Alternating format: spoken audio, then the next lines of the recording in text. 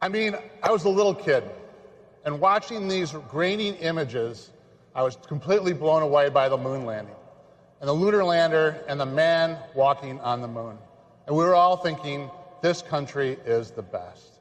I built an incredibly detailed model of the Apollo lunar module. When I was finished, it felt like the coolest thing I'd ever done. I built many other model rockets after that, like the kind you can launch right in your backyard, but that's a different story for a different day. Today, it is almost impossible to think that it's been 50 years this week since the Apollo 11 landing. 50 years. After all those years, here I am at the launch of another engineering marvel, another one that blows my mind, makes my spine tingle, that makes me proud to be an American, and that makes me want to build things. Appropriately, for a vehicle that's been an American icon since 1953, the new generation represents one giant leap for Corvette. The 2020 Chevrolet Corvette is, true to the vision of creator Zora Arkus-Duntov, a mid-engine supercar. The C8 is everything Zora dreamed of with technology he never could have imagined. For me personally, seeing the Corvette and meeting Zora for the first time all trace back to growing up in this great business.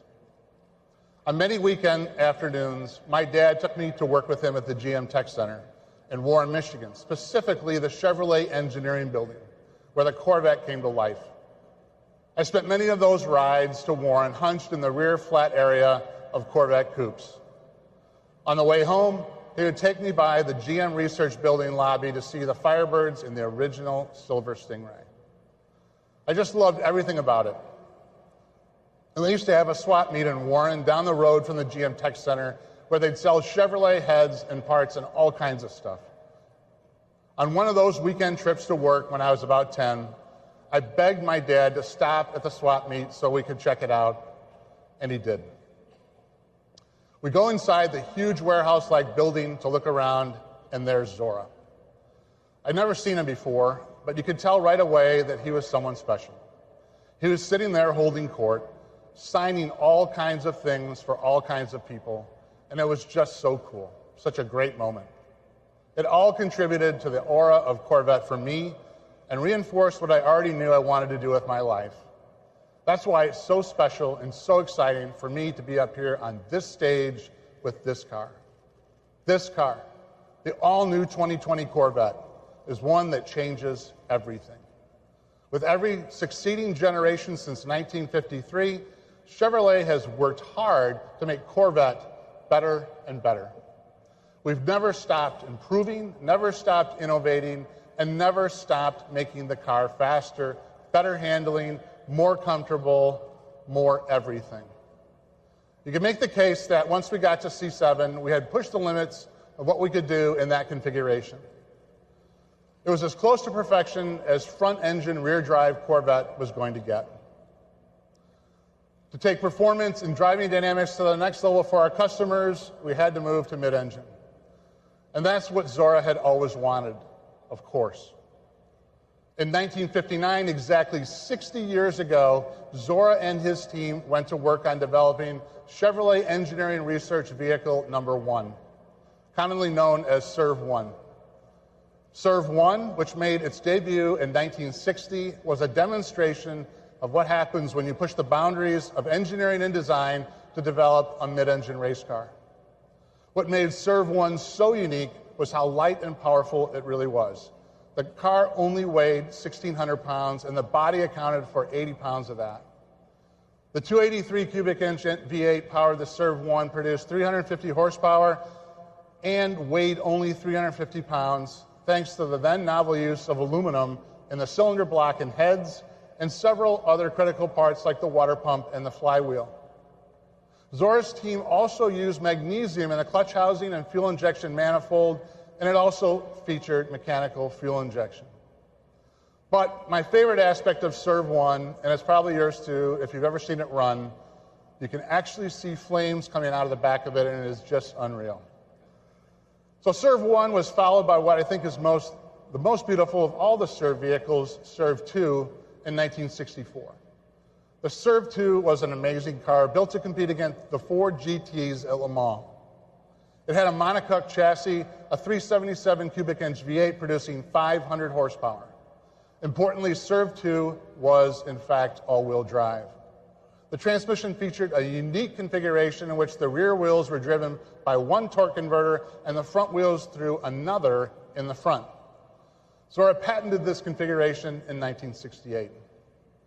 Serve 2 also marked the beginning of the velocity stacks, like the McLarens had, which were developed, in fact, by General Motors R&D, and that car is very, very special in my opinion.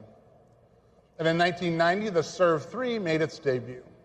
I was already working at the company, so I remember it being built around the time we were spending a lot of time at the GM Proving Ground working on sort of the holy grail of a true active suspension system. Serve 3 did have that yaw control and kept it stable through the active suspension, and it had active aero and other advanced technology on it.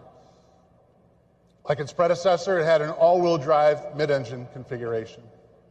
And it was powered by a turbocharged ZR1 5.7 V8 producing 650 horsepower. And it weighed only 3,400 pounds thanks to extensive use of carbon fiber, and the central structure was in fact a carbon fiber torque tube that weighed only 38 pounds. The ends of that beam were machined from titanium. Those three Serve vehicles and their legacy are very much the inspiration for this new, first ever mid-engine 2020 Corvette Stingray. They show what Corvette has always been about for Chevrolet and GM, pushing the boundaries of innovation in terms of propulsion, material usage, and performance.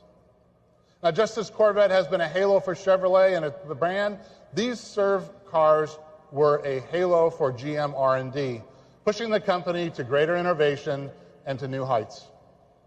They also serve to show that mid-engine has always been a part of Corvette's destiny, and it's something we've been looking at for a very, very long time.